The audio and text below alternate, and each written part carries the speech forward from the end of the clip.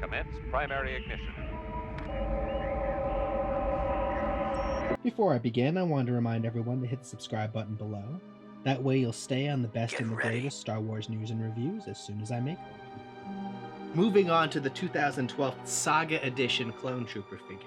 Now, to this day, the 2012 Clone Division, which is Obi-Wan's division, the boys in orange, now they are one of the most coveted figure sets and divisions in the whole clone army. Now, I don't know if this is because they have the most screen time, because they're Obi-Wan's division, but Mission accomplished, sir. they are coveted by collectors and especially hard to find. And as any clone collector knows, the reason these are so hard to find is you can't have one clone. You know, they look lonely when there's only one of them. You need the squad. And so I'm always excited when I see a 2012, any kind of clone, but especially the 2012, because it adds to the depth of my figures, and I don't really have that many of them. So it's exciting to see this, especially in the 2006, 2005, 2007 Saga Collection series, because this is when Episode 3 was coming out, and this really was when we had the most depth, the most creative design, the most amazingly creative Clone Trooper and Hasbro figure designs that we've seen almost to this day. Now, that I don't know if it had to do with the Clone Wars being so vast and so many opportunities to display such cool figures and colors, but these years, even though the models of the clone have definitely improved, this is still one of the best molds, one of the best designs, one of the more coveted sculpts for clones out there. And you can easily tell it out by they have they have a little bit more thicker thighs. They look a little bit more thicker boys. I'll do it when we get them out of there. But they also have that antenna on the back of their armor that a lot of the older clones tend to not have. It was a very, you actually don't even see it on some of the packaging. It's just in the figure. But very, very cool bit of clone history because, that's my wheelhouse. Those are my boys. So it's great to kind of see the evolution of these figures. We can also see that even though this was one of the best molded sculpts, it still is lacking in a lot of the articulation changes, and it does pale in comparison to the Vintage Collection 2012 clone figure. So we're going to compare the articulation of these guys, the sculpt, everything when we get them out of the package, but it's just really great to see more 2012 figures because they're hard to find. All in all, it is very exciting to see a Saga Collection clone, any kind of clone, on shelf, but especially a 2012 one. Let's do a close-up on some of the boxing here because it really is exemplary of some of the best Hasbro packaging we've seen almost ever. We have just the classic Saga Collection packaging, which was a great combination of a lot of the older packaging and the Vintage Collection, which was, about to debut. And what I mean by that is we have a bubble in the front, which was very common with a lot of the Hasbro bits, but we do have a brilliant card back that is an image from actually Episode 3. Now, this line, the Saga Collection, was in tandem with the release of The Revenge of the Sith, and it really, really was a promotional line that was really, really pumping a lot of the images and a lot of the cool characters that we were seeing on screen for the first time. Now, this is a direct image of the clone troopers landing down on Utapau, after the hello there, the famous hello there from Obi-Wan, and just such a memorable moment, and it's so really smart to encapsulate that moment in the figure card back because, as collectors, as fans, anyone down the line, it's like, oh man, that's where he's from. I want that. So, starting with the card back, which really is just like, it's almost like the minimum base thing back there, because it's really not the most exciting part about this, but such an important piece to this marketing and to the Saga Collection design of the packaging. Now we see in the bubble, we have our figure there. He's in a running stance, which was actually a very unique thing for the Saga Collection. They all were packaged in a kind of stance that made them kind of demonstrated their posability, but also really showed them to be in the scene that was on the card back. But I digress. We have the Saga Collection logo there in the bottom. We have his title here, which is just Clone Trooper. Now, we know he is a Clone Trooper from the 2012 division, but In this one, he's just labeled Clone Trooper, or I think in the back he's even labeled Utapau Clone Trooper, which is, of course, where we've seen him. We have a side image of the Utapau clone right here. He is, with his chipped armor, chipped beautiful armor. We have the Star Wars logo at the top with the double piping. We have the Hasbro logo hiding here over to the side, and it's showing off the new, at the time, Hasbro.com. And up at the top, this was cool. This is how you can differentiate different Saga Collection figures to the film they were in. Now, up at the top left, it has a little color that designates what film, and it says the title that the film was from. So this guy is from Episode 3, Revenge of the Sith, and the color for that movie is this orange.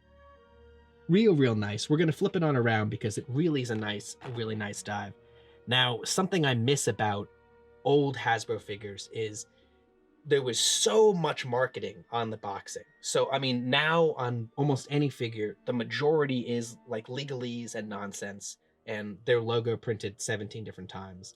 Here we have, almost like you would see in like a magazine and a catalog, we have, 9 different figures from this line, which had over 50 figures.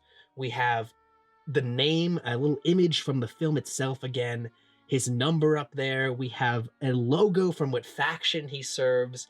We have flavor text. We have, it's just amazing. And there's an extra little bonus little figure in there that they used to package with all Hasbro figures. There used to be like little promos and little get-ups that were with them, and this is an example of some of them. And let's go with reading the flavor text, because they really did it right in the Saga collection here. Clone Trooper, Homeworld, Camino. Mission, capture General Grievous. Fights against the Separatist droid army. Clone Trooper in the Battle of Utapau. As the droid armies descended upon Utapau, Obi-Wan Kenobi and Commander Cody led a team of clone troopers into the battle. Their mission is to protect Obi-Wan and help capture General Grievous at all costs. These troopers fight bravely for the Jedi Master Kenobi until their allegiances change after the execution of Order 66. That's just a great, again, that's a paragraph, but that's a great whole write-up of every single bit and every single moment that we saw this guy on screen for. So hats off Hasbro. This is how you market. This is how you package. Bring this back. It was amazing. As nice as this bar looks, it's still missing one member of the 2012.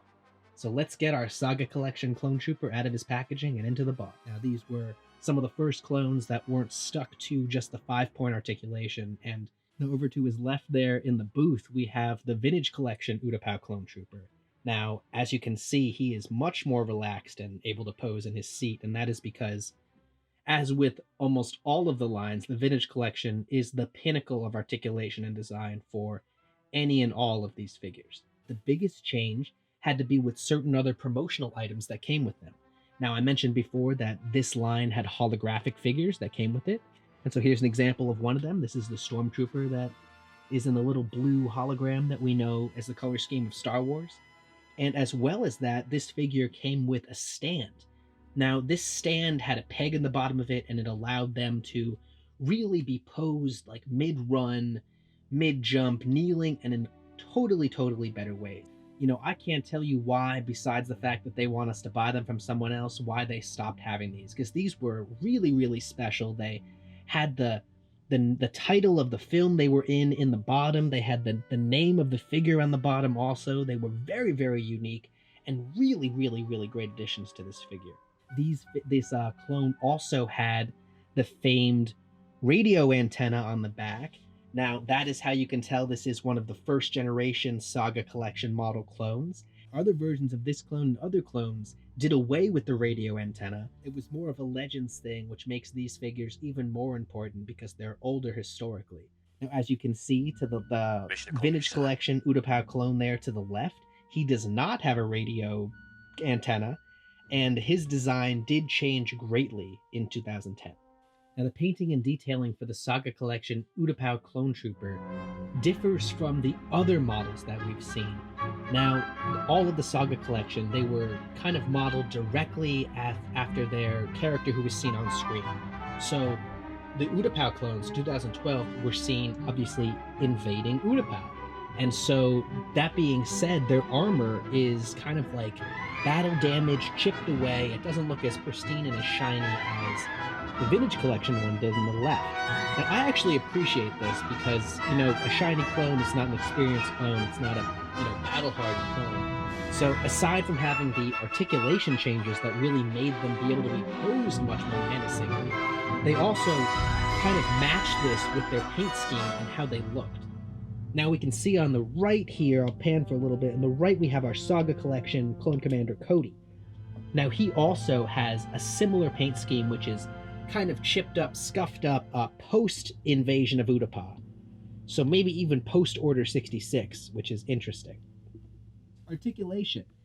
Now, starting from the feet down, we saw in the box that he did have some pretty stellar ankle joints. Now, this is 13 years old, so he's a little bit sticky. So I'm going to be a little bit careful with his joints, but we do have some beautiful pointing ballerina toes. We have knee joints as well. They are not butterfly knee joints, but they are perfectly good singular knee joints. We have thighs and knees that spin on out. Now, because of his thigh armor, he's got a little bit thicker legs. His articulation for his legs going up is not that great. And this was a classic thing for the Saga Collection clones. They had thick legs, they don't sit down too well, but they fight even better. Now, moving on up here, we have no Shakira hips, but we do have twisty hips. So we have a partial hip joint there, just a turn. And the articulation. Now, this has to be for the arms. Now, this is something that, again, they nailed 13 years ago, and then they walked it back and have had bad articulation with their 375 figures, and then even worse articulation for their 6-inch Black Series figures. And I know why, and they tried to do away with this visible joint up here in the shoulder, but to be honest, I would rather have a well-weathered, well-painted visible joint and have him be able to have full articulation of his arms than have a plasticed over joint and a clone who can't scratch his face and can't scratch his nose if he needed to. So here we are. It's a big difference, a big change. They're now doing this a little bit better, but really when these clones debuted, they had the opportunity and the ability to touch their head, touch their toes. They could rub their stomach and their head at the same time. The articulation for these bad boys was quite good. And that all had to do with the visible joint in the shoulder and doing away with it. Now, they also have elbow joints, and they have hands that turn, but no wrist joints. This was before we had wrist joint articulation. And that does limit some of the stuff that he can do and some that he can pose in. But again, this was such an advancement for the clones of the day, and still holds up 17 years later, 13 years later. Another huge pro for this has to be the army building potential. Now, the Saga Collection was amazing because it almost entirely focused on army building. And that was because it was during the Clone Wars when, the Grand Army of the Republic... That was because it was during the Clone Wars when the Grand Army of the Republic was really just storming the whole entire galaxy. But it really is also a smart idea and really what collectors love to have, because the best kind of stamp of approval for my figure is, oh, I can't just have one. And that's true with most of the clones. You never see them alone, and you really can't have just one of them. You need a whole squad. Star Wars is so special and close to our hearts because the universe that it exists in is so believable and so lived in and so real. Now, by having playsets and dioramas, this really gives us the opportunity to display and to show that unique special magic that makes Star Wars so great. Be sure to hit the subscribe button below if you haven't already done that. That way you'll stay on the best and the greatest Star Wars news and reviews as soon as I make them. Have a great day out there. Stay safe, stay strong, stay sane, and remember, the Force will be with you. Always. I'm just a simple man trying to make my way in the universe.